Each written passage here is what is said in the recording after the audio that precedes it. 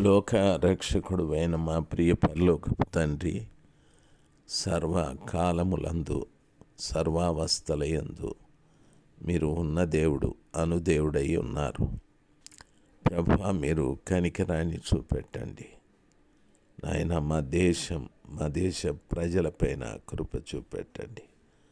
మా దేశం ఎంతో బలహీనంగా తండ్రి, ప్రజలు ఎంతో ఇబ్బందికరంగా జీవిస్తున్నారయ్యా. మా దేశ ప్రజలపైన మీ కృప ఉంచి నడిపించండి. మా దేశ ప్రజల మీద మీ యొక్క దయా దాక్షిణ్యములు ఉంచండి.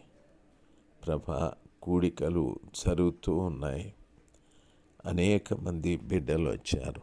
బిడ్డలకు మంచి ఆరోగ్యం ఇవ్వండి నాయన. సండే స్కూల్ పిల్లల విషయంలోనూ, తర్వాత ప్రభా ఇదిగో వచ్చిన యూత్ సేవకుల విషయంలో కూడా కృప చూపెట్టండి.